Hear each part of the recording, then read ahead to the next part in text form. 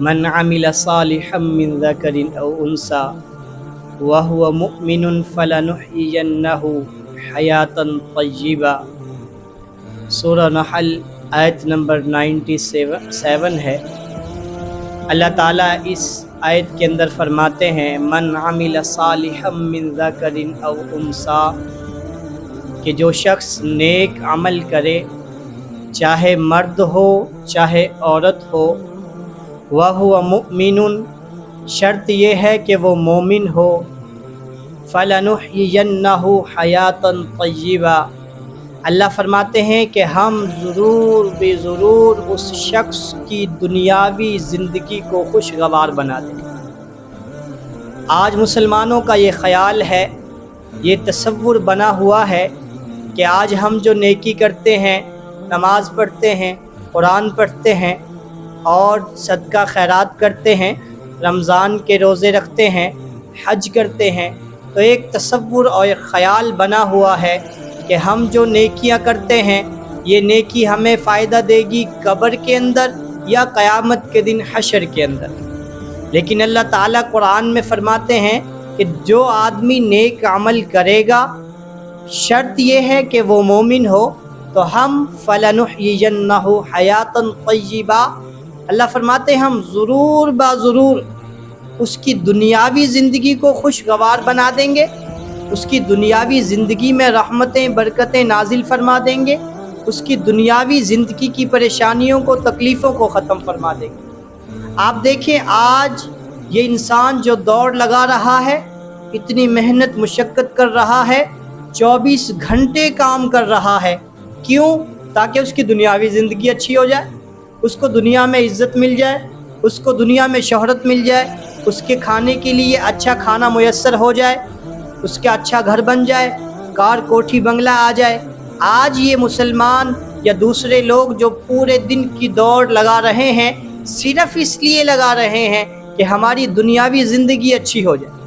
اور اللہ قرآن میں کیا کہتے ہیں کہ جو آدمی نیک عمل کرے گا ہم اس کی زندگی کو خوشگوار بنا دیں گے۔ تو اللہ نے تو وعدہ کر لیا، اللہ نے بتا دیا کہ جو آدمی نیک عمل کرے گا اللہ تعالیٰ اس آدمی کی زندگی کو فرمایا کہ خوشگوار بنا دیں گے، ساری پریشانیوں کو تکلیفوں کو ختم فرما دیں گے۔ دوستو، جو یہ نیک عمل ہوتا ہے یہ انسان کی زندگی پہ، دنیاوی زندگی پہ اثر انداز ہوتا ہے۔ بخاری شریف کی ایک حدیث ہے، بنی اسرائیل کی واقعہ بیان کیا حضور صلی اللہ علیہ وسلم نے۔ حضور صلی اللہ علیہ وسلم فرماتے ہیں کہ 3 شخص تھے، تو وہ سفر پہ جا رہے تھے، راستے میں آندھی اور طوفان آنا شروع ہو گیا، تیز آندھی آئی، تیز طوفان آیا۔ اب وہ چھپنے کے لیے راستہ یا جگہ تلاش کر رہے تھے تو ان کو ایک پہاڑ نظر آیا، اس پہاڑ کے دامن میں جا کے وہ چھپ گئے۔ اب تیز اندھیری تھی اور تیز بارش تھی، ایک ہوا کا جھونکا آیا اور پہاڑ کی چوٹی سے ایک پتھر نیچے گرا اور اس نے غار کے منہ کو یوں چھپا دیا، بند کر دیا۔ اب یہ 3 شخص اس غار کے اندر بیٹھے ہوئے پھنس گئے۔ اب انہوں نے خوب زور لگانے کی کوشش کی تو وہ پتھر ذرہ بھی نہیں ہلا، بڑا تھا، غار کا منہ بند ہو گیا، اب وہ ہلتا کوئی نہیں۔ تو حضور صلی اللہ علیہ وسلم فرماتے ہیں کہ اب انہوں نے سوچا کہ اب کیا راستہ نکالا جائے، تو انہوں نے کہا ہم ایسا کرتے ہیں کہ اللہ تعالیٰ سے دعا کرتے ہیں، ہم نے زندگی میں جو نیک عمل کیے ہیں ہم ان کا واسطہ دے کے اللہ سے دعا کرتے ہیں، ہو سکتا ہے اللہ تعالیٰ اس پتھر کو غار کے منہ سے ہٹا دے۔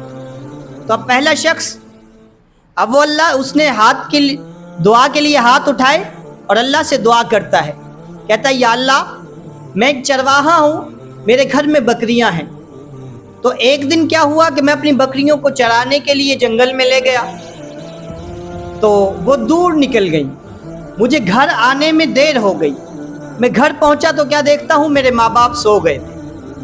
یا رب ذوالجلال، میں نے بکریوں کا دودھ نکالا، دودھ نکالنے کے بعد پیالے میں ڈالا اور میں اپنے ماں باپ کے چارپائی کے سرہانے کھڑا ہو گیا کہ ماں باپ اٹھیں گے تو میں ان کو دودھ پلاؤں گا۔ میری عادت یہ تھی کہ میں پہلے اپنے ماں باپ کو دودھ پلاتا تھا، پھر اپنے بیوی بچوں کو دودھ پلاتا تھا بکریوں کا۔ اب وہ بکریوں کا دودھ اس نے نکالا، پیالے میں ڈالا، ماں باپ کے سرہانے کی طرف کھڑا ہو گیا۔ اللہ کی طرف سے آزمائش تھی، بچے بھوکے ہیں، بیوی بھوکی ہے، بچے باپ کے پاؤں کو پکڑ کے بیٹھے ہوئے ہیں، ابا ہمیں دودھ پلا. لیکن باپ کیا کہتا ہے کہ پہلے اپنے ماں باپ کو دودھ پلاؤں گا پھر تمہیں دودھ پلاؤں گا. اب وہ پیالہ لے کے یوں اور اپنے ماں باپ کے سنہانے کھڑا ہو گیا، انتظار میں کہ جب یہ آنکھ کھولیں گے ان کو دودھ کا پیالہ دے دوں. اللہ کی طرف سے آزمائش تھی، پوری رات ان کی آنکھ ہی نہیں کھلی. صبح طلوع ہوئی تو ماں باپ کی آنکھ کھلی، دیکھا بیٹا کھڑا ہوا ہے. کہا بیٹا کب سے کھڑا ہے؟ کہ تو کہنے لگا، اب اپنے ماں باپ سے کہنے لگا کہ رات سے کھڑا ہوں، رات سے. پھر ماں باپ اٹھے، دودھ لیا، پیا اور دعائیں دی اس کے لیے.